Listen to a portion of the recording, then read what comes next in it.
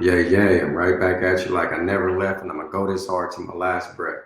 It's a little Kenny Russell, Canoe, Connoisseur Moon. You already know what you're gonna get when you step in the room. You're now dealing with Canoe. Yeah. Like, share, subscribe, comment, and I thank you for watching. This is we're wrapping it up. This is the conclusion of Code Week. My Thoughts 43. And again, going through Code Week, you've seen a lot of the codes started off as something that was supposed to be positive and meaningful and mean things for the people. And at the end of the day, they pillaged, they raped, they robbed, they murdered, they did everything. They went around doing things in a political manner for their own political gain. And it was to backstab, bastardize, kick around, take advantage of the people who entered the cults that they were into. So I like to thank anybody who's been watching since the Nature Boy. That was the first one that kicked off Code Week. It's not in the title, but they all go together. And this is Friday, started Monday, and this is the conclusion. Gonna watch another video and give my thoughts and speak on it.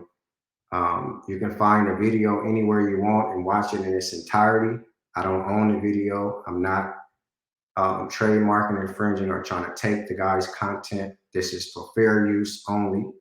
And it's a teaching moment. Okay, so again, I'm not trying to take anything from you. I'm trying to give you what was taken from you at the time religion was given to you. So I'm trying to restore your spirituality. So let's look at the video.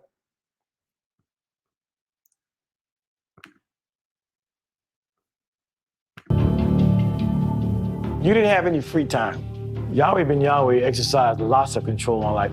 He even regulated our sex life because he taught something called brothers class. He told the brothers the only time you should want to have sex with a woman is if you're trying to make a baby. Basically, he pitted the sexes against one another. He teased us and said, a lot of you all are nothing but chumps.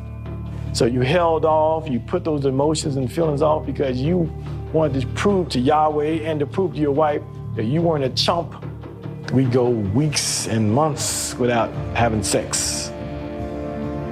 But I stayed a full-time member with the Yahwehs because I believed it. I believed, everything was good.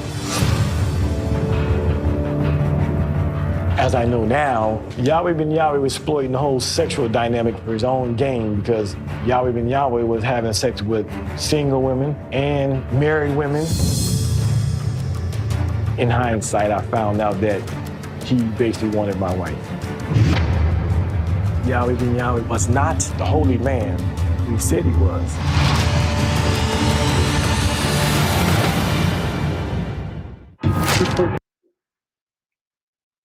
That was the video.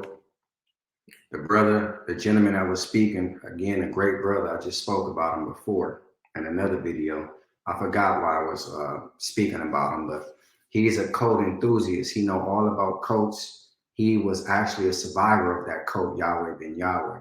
He came in, entered at 1980 when it was less than 50 or something like that, and he was like one of the leaders of that whole thing. He was there from the conception, is what I'm saying. So he's a great brother. You can go look at his page. He tells a lot of beautiful stories about this stuff. Oh, they're not beautiful, but I'm saying the way he articulates it and he tells his story. He gives you all truth. He don't cut nothing back. Like there, it took a lot of guts for him to say, brother wanted my wife. Okay. But being in his, youthful mentality and being kind of, naive to say, he's very intelligent, but at that point he was looking for something. And this man, in a political type of manner, sold him on the whole God thing. See, the Hebrew Israelites was a group that said that the God Yahweh was black. So that goes a long way when you're dealing with African people. Okay, the term black, you can use it, but I like to say African. I don't like African American, black. I disregard all that stuff when in terms to me or my people. So I'm going to use the term African from here on out. But when I say that, I'm talking about black or African American people, the way you categorize it. Okay, so what I thought about that video was it was very informative. The brother Khalil Omani, you can go look at his page at Khalil Omani's World. He tells the story. It took a lot of guts for him to say that, and speaking from hindsight.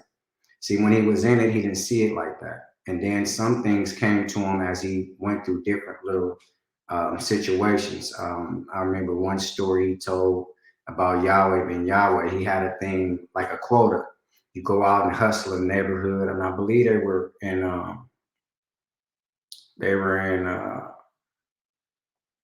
what's the name of it? It'll come to me, but it's a part of Florida, and it was a heavy ghetto, crime infested type of neighborhood at that time. So they would go out and have to have a $10 quota.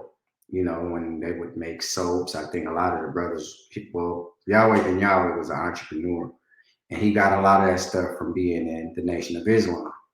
Again, this man was very political in the manner in which he knew how to arouse people's morals and grab them, you know, like Joe Biden or Donald Trump or, you know, no different. Um, Barack Obama, get people around, get them in their favor, gain their votes, and give less than a damn about them. Don't do anything for them in a positive manner. Now, some people would say the things he was doing was positive. He had a grocery house. He owned his own bus. He made fragrances, soaps, things of that nature. But at what cost? See, it would have been beautiful if it was done with righteous intent, integrity, and moral, like they said it stemmed from. But he began to bastardize that. And with power, your ego gets bigger. And with your ego, you want more power. He became bloodthirsty. He became power driven. And he became just like we see all other excuse me, leaders as. He had a God complex. He was the God. Okay. Then he put a little thing over on him. No more sex for the brothers. Called them chumps and kicked them around, played a little, because he was a political type of man. He knew how to, you know, run that thing. He knew how to run that game. You brothers can't do nothing. All y'all want to do is sex women all day. Y'all ain't nothing but chumps. If you can't keep it in your pants until it's time to procreate, I doubt that you're a man. I shouldn't even be calling you a man. I doubt that you're that. See, a man can sustain from all that. A man can sustain from having sexual needs all the time. We got better things to do. Build a nation, build an empire, instead of just laying in the bed all day. So he would do that. But the thing is, he was sleeping with underage girls. Khalil Omani, the brother, said he took his wife. He wanted his wife. He slept with her. You know what I mean? And he would marry people. Then he would sleep with the person he just married together and things of that nature. So they all began to bastardize. They all began to subjugate. They all began to do these things to people. And it's all at the cost of other people. And they are the main benefactor. Okay. Like I said, individually, it was people in this group that were stronger than him. He had a brother named Terry Rozier, played in the NFL for the Bears and the Rams, I believe. He did two or three murders for him. Okay, so that right there in a one-on-one, Terry Rozier, people identified would have been stronger in a battle of fisticuffs, if you will, not mentally. That's why he had him. He had him on the mental thing, and then you strip them all down, put them in a group-like setting, and remember, the group follows like sheep. Now all you need is a flock leader or a herdsman, or the whole thing, the leader. And Yahweh Ben Yahweh was a leader. Straight after he came out of the Nation of Islam, he was burning up with fire. He knew the Bible, very persuasive, handsome-looking brother, had his way everywhere he went, and he began to monopolize on that. He bought a lot of things. He had so much money. He was able to fight that case, took plenty of money to fight that case because he didn't do it with no public defender.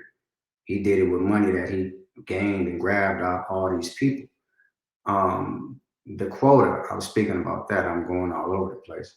The $10 quota, if you didn't meet that, you would go to a room of understanding. And Khalil Omani, he would speak about it like you get on your knees for so many hours, you just sit there on your knees, and he would try to break you. Then sometimes he would hit your fingernails or something. It was different little things he did, but it was a torture room called the Room of Understanding. You couldn't get that $10, and they had sucked the people dry in that part of Florida, and it was a poverty-driven, a poverty-stricken neighborhood to begin with. What's the name of it? It still won't come to me, but okay, it won't come to me. I almost said Pensacola, but it wasn't. It's a part of Florida as well, but he had already raped that neighborhood for so much money and asking for, donations and selling perfume and lotions. So a lot of times they couldn't get that $10 quota, and he would put them in that room of understanding. And then, the guy had it going on. He would do a whole lot of stuff in a manner in which he would make them think that he was the God from the Bible. When he go into the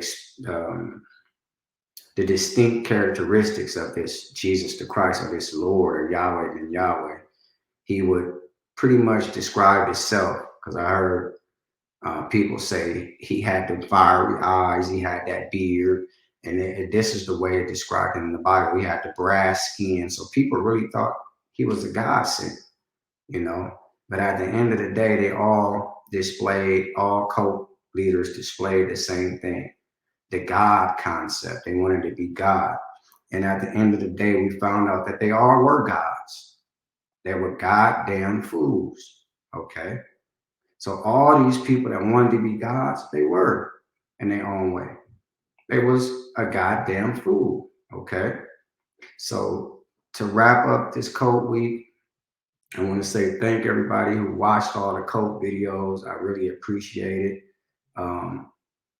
Like, share, subscribe, comment. I thank whoever gonna watch it. I thank them for watching it. And that was my thoughts on it, man. I hope you guys enjoyed Cult Week. I had a good time doing it, and I enjoy doing research and just looking back on a lot of this stuff, because I already knew about these cults. And I might do a cult week again and just bring on 5 new cults. Okay, so it's Lil King Russell, Kanoon, Consul Moon. You already know what you can get when you step in the room. You're now dealing with Kanoon. This is what I do, and I love to do it. And before I take back what I said, I add some more to it. Like, share, subscribe, comment, and I thank you for watching.